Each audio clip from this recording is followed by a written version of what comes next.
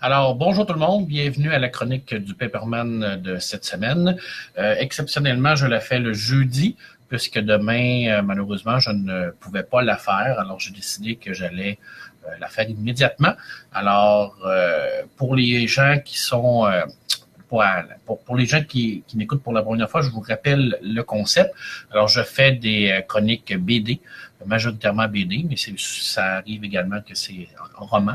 Et c'est des BD qui sont tous disponibles à la bibliothèque François Hertel, dans laquelle je travaille au Cégep de la Pocatière. Alors, tous les gens qui sont de la région peuvent venir les emprunter. Il n'y a aucun problème. Et puis, c'est des capsules, c'est des vidéos qui sont en direct, alors il n'y aura pas d'effets spéciaux, il n'y aura rien. Alors, il n'y a que moi et vous, et je vais répondre à vos questions, vos commentaires et vos suggestions en temps réel. Alors, des fois, ça peut paraître confus, mais c'est normal, parce que moi, je veux parler avec vous. Alors, moi, je suis là pour parler de ma passion. Alors, aujourd'hui, trois petites choses. Je vais parler du tome 5 de la série Wonderwall. Wonderball, excusez, qui vient juste de terminer avec l'apiculteur. Je vais vous parler également de Caal, une série quand même qui date de quelques années, faite par Valentin Segère et Stéphane Louis. Je vais bien entendu parler de ma lecture du deuxième tome de Batman de Marini, The Dark Prince Chiming, que j'ai terminé. Je ne l'ai pas physiquement, mais je vais pouvoir vous en parler quand même. Et je vais vous parler d'une petite revue, un hors-série sur Tolkien qui est extraordinaire, qui est très, très bien faite. Et puis, quelques nouvelles là, au niveau du monde de la BD que je vais discuter également. Puis, comme je vous l'ai dit, on est là ensemble. Alors, si vous avez des questions, des commentaires, des suggestions, go, allez-y, des salutations. Alors, je commence par quoi? Je vais commencer par Wonderball. Wonderball, c'est le tome 5, alors c'est la finale, c'est le 5e tome. J'en avais déjà parlé, je l'avais déjà présenté en nouveauté. Là, par contre, je l'ai lu. Et puis, je voulais revenir là-dessus parce que j'adore cette série-là, j'adore ce duo de scénaristes-là qui est de Fred Duval et de Pecco.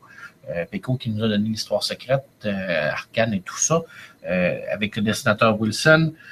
J'ai beaucoup aimé ça. C'est vraiment, je vous dirais, une très, très belle conclusion. Le mot d'œuvre de cette série-là, c'est clairement la cohésion. Tous les 5 tomes sont un tout, sont extrêmement cohérents au niveau du scénario. Alors, on a des trucs qui se sont passés dans le tome 1, qui reviennent dans le tome 5, qui font des références au tome 3. On se perd pas. Tout est super bien écrit, tout se suit. C'est vraiment sublime. Petit bémol, par contre, c'est que idéalement, il faut les lire en ordre. Parce que là, le tome 4, le tome 3, le tome 2, le tome 1 étaient quand même assez loin dans mon esprit. Alors, quand je suis arrivé au tome 5, il y a des choses qui se passent, qui font des références, des ramifications, puisque je me suis dit, oh, c'est loin, il faut que je m'en rappelle. Alors, idéalement, on les lit les 5 ensemble, et puis c'est magnifique. C'est pratiquement un sans faute au niveau scénaristique de Pecco et de Duval là-dessus. J'ai adoré ça. Alors, le tome 5, on revient bien entendu avec Spadassini, qui va vraiment faire vraiment comme... Là, on arrive à la dernière confrontation vraiment avec le collège. Alors, on va réellement apprendre tout son passé, réellement, là, qu'est-ce qui est arrivé, qui il est en tant que tel, et pourquoi le collège fait ça. Alors, l'apiculteur, c'est réellement comme un genre de big boss, mais on se rend compte que il n'est pas le seul. Alors, c'est vraiment comme une genre de cellule. Alors, c'est très bien écrit, beaucoup de conspiration à l'intérieur de cette BD-là, beaucoup de théories du complot. Ça se lit tout seul. Ah, mon ami Yann qui est là. Alors, salut Marc. Salut mon ami Yann. Alors, je vais vous montrer quelques extraits du merveilleux dessin de M. Wilson. Attendez-moi un instant. Il ne faut pas que je ferme le... Alors, c'est Conan Wilson. Je vais vous montrer quelques extraits de ce scénario, de ce dessin-là. Très, très beau dessin en passant. Moi, j'ai adoré ça. Au niveau des décors, au niveau des couleurs terre et tout ça. Alors oui, on retrouve le personnage du fantôme qui a aidé le personnage principal tout au long de la série à l'intérieur de ça. Et là, c'est vraiment une conclusion. Hein? Juste ici, là. La scène de la torture de l'apiculteur est extraordinairement bien faite, mais très, très, très, très horrible. Alors, on leur balance jusqu'à 50 de mes carrières dans la poche plastique et ils finissent tous par nous raconter. Alors, c'est pas super le fun, c'est sûr. La couleur, j'ai adoré ça. Je vais essayer de le montrer des planches à la fin. Que c'est très, très bien fait. Marc Noël qui me dit « Salut, amigo, salut! » Alors, salut, papa! Ça veut dire que ma petite fille m'écoute. Salut, ma belle chérie Mathilda. Ça va bien? J'espère que tu profites de ta belle journée d'été. C'est vrai, c'est la première journée d'été. Alors, ça se finit en tant que tel avec ce tome-là. Par contre, je trouve qu'il y a énormément de portes qui ont été ouvertes par les scénaristes. Et je pense qu'on pourrait continuer cette situation-là parce qu'on apprend qu'il y a d'autres alphas. Dans le fond, c'est le concept de la série, c'est vraiment la création d'aides qui sont un peu surhumains pour faire participer à des opérations clandestines. Et on apprend qu'il y en a d'autres encore dans la population. Et ces êtres-là sont instables, alors ça peut devenir des gens qui vont devenir extrêmement méchants. Alors, on sait qu'il y en a plus qu'une centaine encore qui est actif aux États-Unis. Alors, à la fin, l'inspecteur, notre cher ami inspecteur Spadaccini, part à la recherche de ces personnes-là. Alors, il y a de quoi faire après ça, je crois. Puis, mais est-ce que ça va se faire? Je ne sais pas. Alors, aucune idée. Alors, Wonderball, c'est de Fred Duval et de M. Pecot. Alors, j'ai adoré ça. C'est vraiment très, très bon. Et Colin Winson au dessin. Et c'est aux éditions Delcourt. Il y a mon ami Sébastien qui m'a dit « Salut, mon chum. Salut, mon ami Sébastien. » Alors, allez lire ça. Allez lire la série. Mais je vous le dis, 1, 2, 3, 4, 5. Parce que si vous lisez le tome 1, le tome 2, le tome 3, puis quelques mois après, vous lisez le tome 4, il va vous manquer des bouts. Parce que c'est tellement cohérent. C'est tellement un tout. C'est tellement bien soudé ensemble qu'idéalement, il faut vraiment tout lire ensemble. Salut à mon ami Luc qui est là également. Alors, salut Luc. Bon, Cal. Aïe, aïe, aïe, aïe. Aux éditions Soleil, Space Opera, Stéphanie au dessin et Valentin Séchère. Valentin Séchère qui est présentement sur le Métabaron avec Jerry Friesen. C'était supposé sortir en plusieurs tomes qui m'a été confirmé par le scénariste M. Louis. Je vous dirais que c'est de la hard science-fiction, space opéra. Ce n'est pas pour les enfants. Ne mettez pas cette BD-là dans les mains de vos enfants parce que c'est très, très, très hard, tant au niveau de violence qu'au niveau de la sexualité. C'est pas explicite, mais c'est le concept. C'est tout la façon de la domination, à la guerre. En tant que tel, c'est trois races qui se battent ensemble. On imagine que l'univers est pratiquement à l'agonie, mais la finale du tome 2 nous laisse croire au contraire. Et il y a M. Cahan qui va lui prendre l'ascendant sur tout le monde pour devenir un empereur, mais un empereur sanguinaire, dictateur, qui ne laisse rien passer et qui règle ses problèmes avec la violence.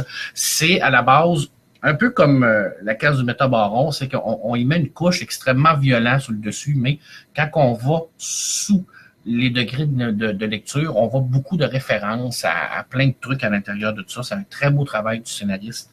Et le dessin de Valentin Séchère, il commençait à cette époque-là, on voyait déjà tout son immense talent au niveau des décors, au niveau des costumes, le graphisme en arrière, c'est sublime. Les personnages, les regards, les émotions, tout se ressent à l'intérieur de ça. Quand on arrive à ce petit fragile équilibre-là entre la fusion entre le scénario puis le dessin, quand les deux viennent vraiment là se supporter au niveau égal, on arrive à une BD comme ça. C'est sûr que c'est une BD qu'il faut aimer la science-fiction, il faut aimer le space opéra, il faut aimer ce style-là un peu plus trash, un peu plus hard. Il faut aussi aller au-delà de cette violence-là pour bien comprendre le message du scénariste et du dessinateur. Mais une fois qu'on passe tout ça, c'est du bonbon. C'est réellement du bonbon. Et la finale dans le tome 2, je vais vous la montrer parce que c'est une série qui date quand même de quelques années.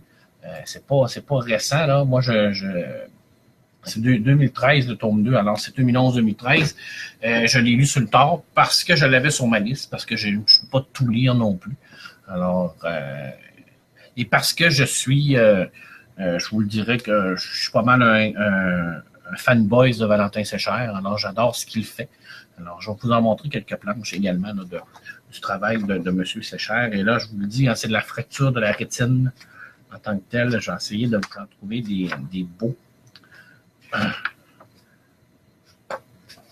C'est vraiment sublime. C'est sublime, le dessin. Je sais que ma caméra n'est pas super, je ne suis pas HD. Il y a des gens qui ne seront pas fiers de moi, mais c'est pas grave, je fais avec les moyens du bord.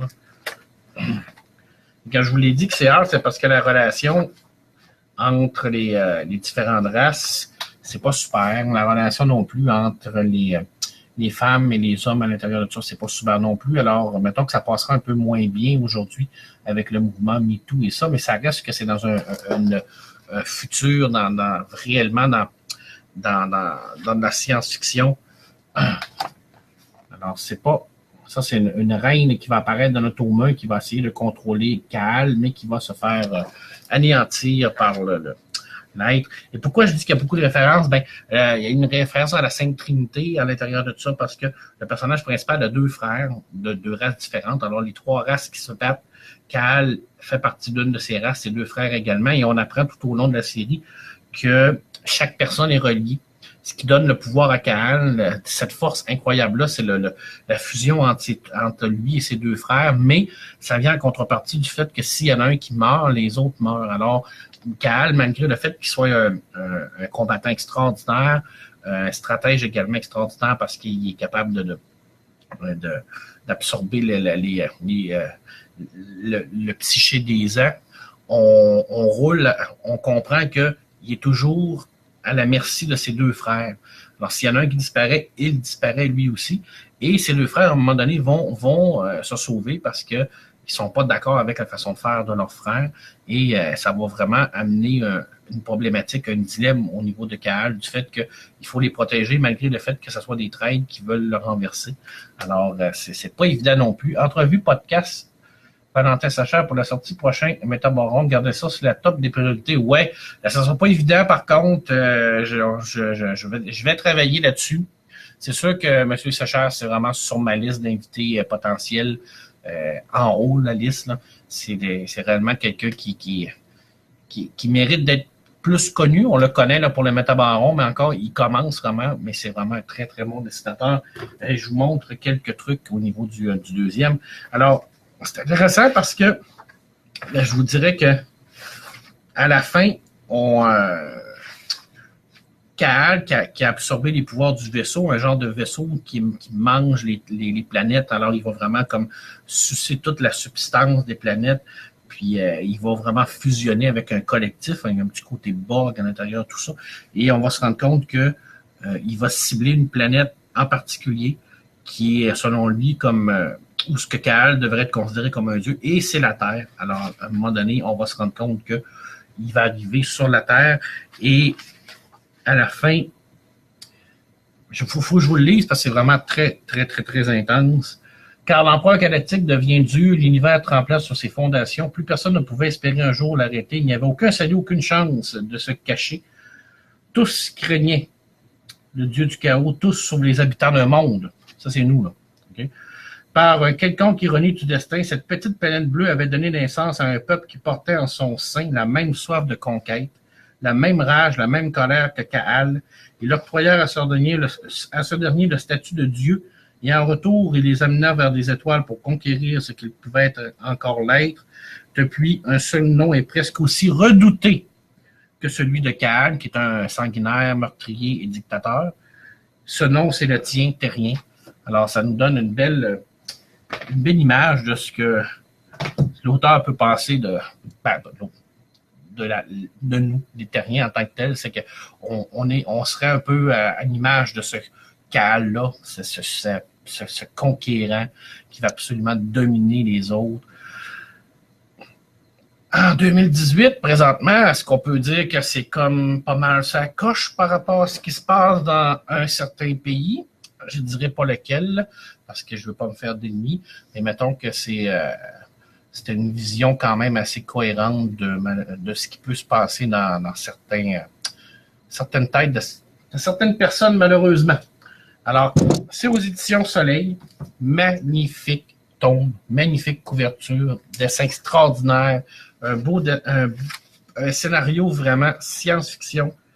Il faut vraiment aimer le style, par contre. Mais je vous dirais que si vous aimez la science-fiction, si vous aimez le style de dessin, alors allez-y.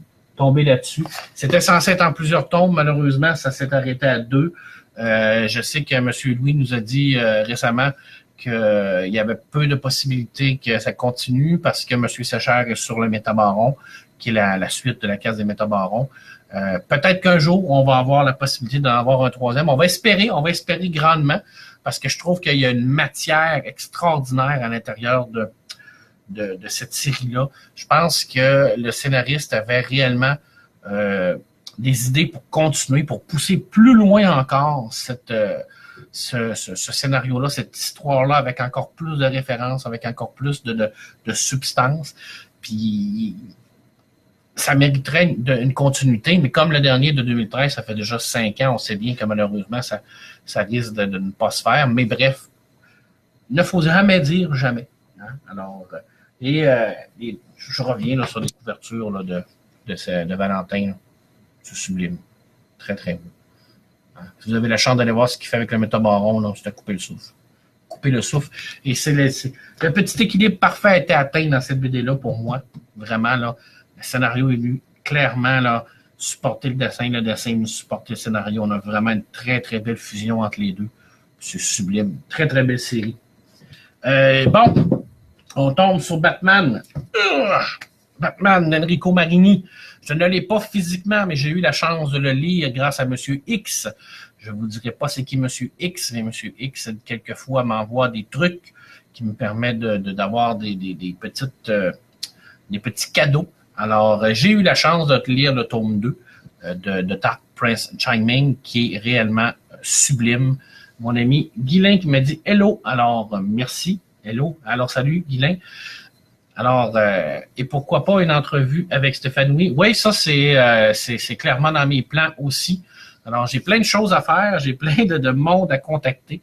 Puis, je veux avoir de plus en plus de gens au podcast. Vraiment, je veux discuter avec ces gens-là. On a eu la chance de parler avec Denis Bajram pour Universal World. On a eu la chance de discuter avec Jean-David Morvan pour la série de Conan, le Cimérien qui est sorti chez Glénat. Alors oui, j'aimerais ça pouvoir discuter avec M. Marini, avec M. Louis, avec M. Séchère pour différents projets qu'il fait. C'est dans mes plans. C'est pas toujours évident.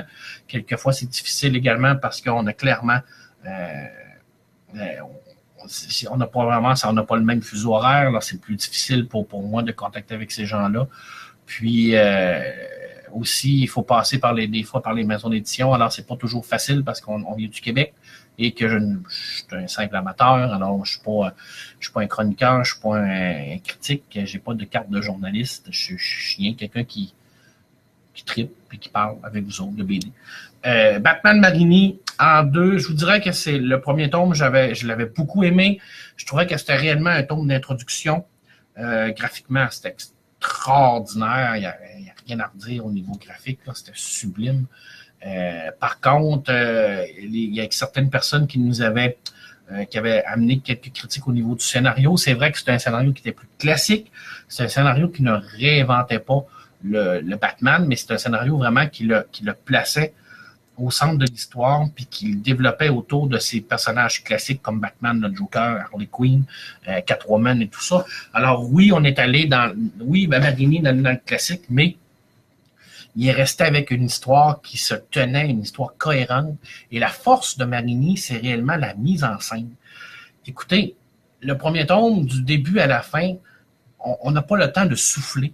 Graphiquement, c'est extraordinaire. Marini, c'est un maître dessinateur sublime. Depuis quelque temps, il fait ses propres scénarios également, alors, avec les Aigles de Rome, entre autres. Et on n'a pas le temps de souffler. Tout est parfait dans son dessin. Les décors, le mouvement des personnages, je ne sais pas comment ils arrivent à faire ça, mais on a comme l'impression réellement que l'image bouge. Les gros plans, il joue beaucoup avec les gros plans. Il va reculer la caméra vraiment, il va revenir. On sent le côté cinématographique dans l'œuvre de Marini, et ça, c'est depuis le début, depuis le Gypsy en tant que tel, que moi, je l'ai toujours suivi, je l'ai toujours su, j'ai toujours vu ce côté-là. Et là, avec le tome 2, je l'ai dit, le tome 1, pour moi, c'était une introduction, c'était une mise en bouche. Le tome 2 vient clairement compléter cette histoire-là. Et cette histoire-là aurait été, selon moi, se lie vraiment là, d'un bout à l'autre. Pour moi, c'est pas un tome 1 et un tome 2, c'est vraiment un tome. On part du début et à la fin de l'histoire. Et là, on a vraiment toute la cohérence de cette histoire-là, une histoire classique. Vraiment, c'est une histoire qui nous ramène des personnages, mais à la base. Alors là, Joker, à l'intérieur de ça, il est magnifique, très bien écrit par Marini. On retrouve le Joker qui est comique, qui est clown, qui est drôle, mais drôle dans sa psychose. Alors, toute cette histoire-là, à la base, c'est seulement pour donner un cadeau à Harley Quinn.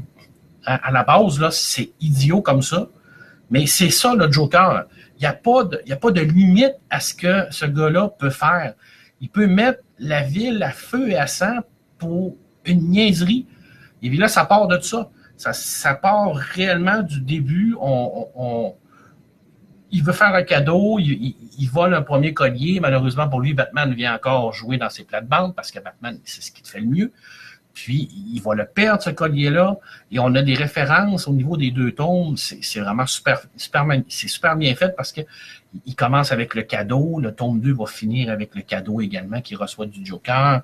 Tu sais, c'est d'un bout à l'autre, c'est cohérent. C'est comme... Je vous l'ai dit, il faut le lire ensemble pour bien saisir toute la puissance de cette histoire-là. Parce que quand on la lit séparément, il nous manque des éléments. Et puis, c'est vraiment de la finalité de l'histoire.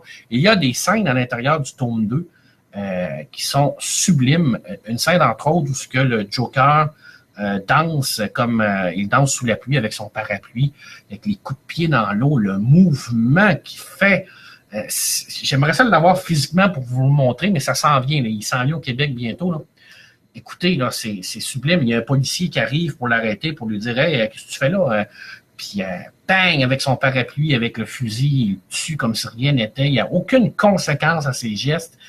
Il n'y a rien qui l'arrête, le Joker. Et je trouve que dans le tome 2, le Joker vole carrément la vedette à Batman. Batman est réellement là comme pratiquement personnage secondaire au personnage principal qui est le Joker. Tellement il est puissant, tellement il est fort, premièrement, il est décidé, il est sublime. Je veux dire, au niveau des émotions, au niveau du visage, au niveau des gros plans, il n'arrête pas une minute.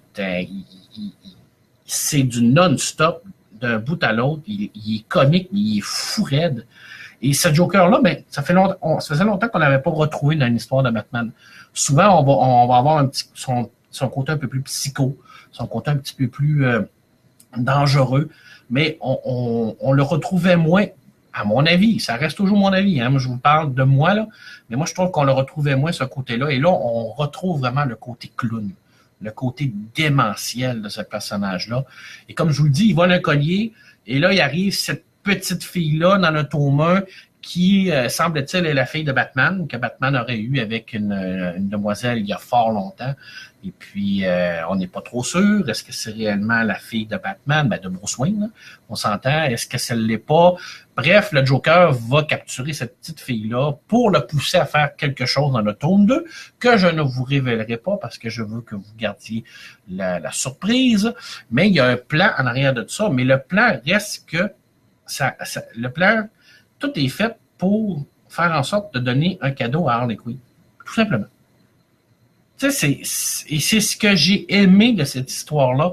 Oui, c'est une histoire qui peut paraître simple, qui peut paraître classique, mais je trouve que c'est une histoire à la Joker. C'est le genre de plan que le Joker ferait. Faire n'importe quoi pour le fun. Alors oui, il va avoir un collier pour donner à Harley Quinn parce que c'est sa fête. Alors oui, il va mettre la ville à feu et à sang, rien que pour ça. Puis il n'y a pas besoin de se justifier, il n'y a pas besoin de dire pourquoi il le fait. On peut trouver ça complètement aberrant, mais c'est ça, le Joker. Et c'est là la force de Marini dans le scénario. Il revient à la base même de ce personnage-là. Et personnage secondaire extraordinaire. Catwoman, elle est magnifique. Je vous l'ai dit, Marini, il dessine les hommes et les femmes de façon sublime. Tant l'un que dans l'autre. Ils sont extrêmement sexy, ils sont très beaux, très jolis à regarder au niveau des proportions et tout ça. Alors, les scènes d'action à l'intérieur de cette BD-là, ils sont à couper le souffle. On commence vraiment par retrouver le Batman un peu plus détective, mais on sent qu'il y a on sent que ça presse. il faut réellement qu'il retrouve la petite fille rapidement parce qu'on ne sait pas ce que le Joker peut faire avec cette petite fille-là. Et Batman pense, avec les résultats de l'ADN qu'Alfred lui a donné, que c'est réellement sa fille. Alors, il veut aller la chercher, il veut aller l'enlever de les pattes du Joker. Et en plus, ben là, on a Harley Quinn qui est complètement disjonctée dans cette BD-là aussi. Là, les deux ensemble, là, c'est comme deux atomes complètement fous qui vont d'un bout puis l'autre. Puis des fois, ils se cognent ensemble, puis ça fait des étincelles aussi. Là. À un moment donné, le Joker, là, il tire dessus. Là. Il veut carrément la tuer. Je veux dire, c'est délirant. Cette finale-là est délirante totalement. Et elle est réellement une coche au-dessus du premier, selon moi. Mais je l'avais dit pour ma critique du premier que je croyais que c'était réellement une mise en scène, que c'était une mise en bouche, que c'était réellement le début de cette aventure-là. Et ça se termine dans un apothéose. Je ne vous dirai pas la fin, mais c'est réellement une très, très, très belle fin qui met, bien entendu, un doute dans l'esprit des gens par rapport à la paternité de notre cher ami Bruce Wayne. Alors, c'est une réussite. C'est une belle réussite pour moi, ce Marini-là. Alors, il y a mon ami Sylvain qui dit « J'ai hâte de lire le tome 2 ». Oui, c'est vraiment très, très bon. Alors, oui, pour moi, c'est une réussite. Puis, je suis très, très, très content de pouvoir l'avoir lu. J'ai hâte de l'avoir physiquement, mais j'aurais aimé ça pouvoir vous montrer des images, à quel point que visuellement, c'est une coche au-dessus On dirait que Marini arrive à un moment où ce que tu le vois dans les aigles de Rome, tu te dis, wow, il a atteint comme un summum, mais il ne peut pas être meilleur que ça, il ne peut pas aller plus que ça, mais non, il va toujours plus loin. Et où est-ce que ça va s'arrêter, je ne sais pas. Y a-t-il une limite à ce que Marini peut faire au niveau graphique, au niveau dessin? J'en ai aucune idée. Et je vous rappelle que c'est en couleur directe. Alors, c'est encore plus extraordinaire selon moi. Alors, c'est une belle BD qui va arriver bientôt au Québec, qui est sortie en France. Alors, je sais qu'en France, présentement, ça cartonne. Alors, moi, j'ai très hâte qu'on l'aille ici au Québec. Alors, et puis oui, pour répondre à mon ami Stéphane tout à l'heure, j'aimerais beaucoup pouvoir effectivement parler avec M. Marini, avec le podcast pour parler de son Batman, pour en savoir un peu plus, hein, comment il est arrivé à cette conception-là et surtout pourquoi ils sont allés chercher alors ce Marini pour ce Batman-là, parce que c'est une collaboration entre DC et Targo. Alors ça s'en vient. Bon, deux petites choses en terminant. Ça, je vais le garder pour la fin parce que c'est vraiment un bel ouvrage. Des petites nouvelles au niveau de la BD. On a appris qu'il allait y avoir un nouveau Astérix qui va sortir bientôt. Alors, je trouve que c'est une bonne nouvelle.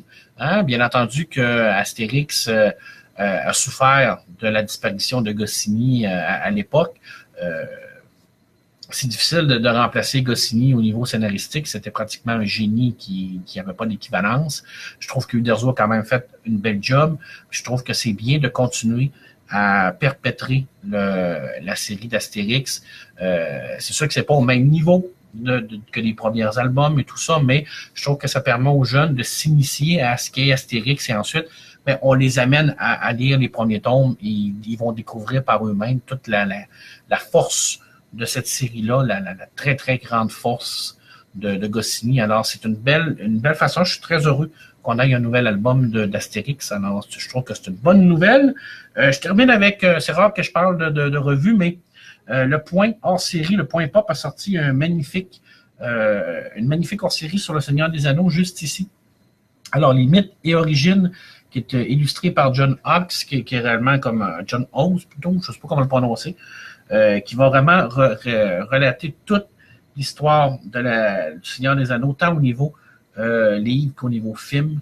Et puis, on a des magnifiques illustrations à l'intérieur de tout ça. On parle beaucoup des personnages, on parle de l'importance de l'œuvre de Tolkien dans la culture populaire et la culture geek, l'importance de l'œuvre de Tolkien dans la littérature également.